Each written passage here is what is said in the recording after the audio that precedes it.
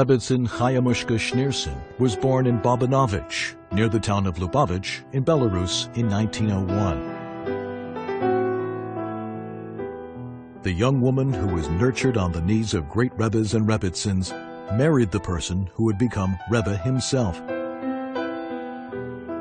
As people began to take note of the reserved young man who had been appointed to lead Lubavitch's central organizations, his wife continually tried to conceal her regal bearing.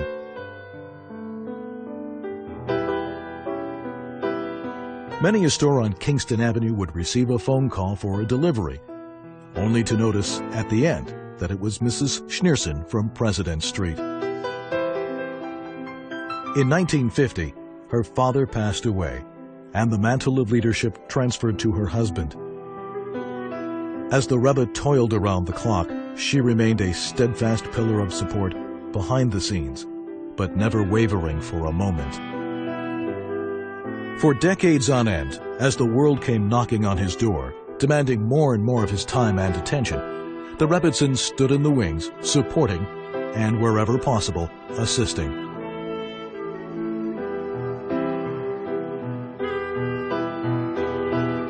So discreet was she that for many, it was only when they observed the Rebbe after her passing that they realized what she meant to him.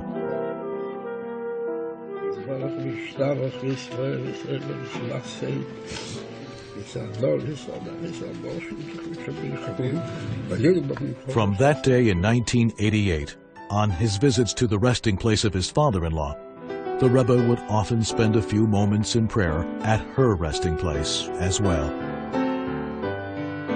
The Rebbe and Rebbetzin had been a source of blessing for so many, but sadly, they were not to have children of their own. A young boy once visited the Rebbetzins' home and naively asked her, "Rebbetzin, where are your children?" The Rebbetzin responded, "All Hasidim are the Rebbe's children."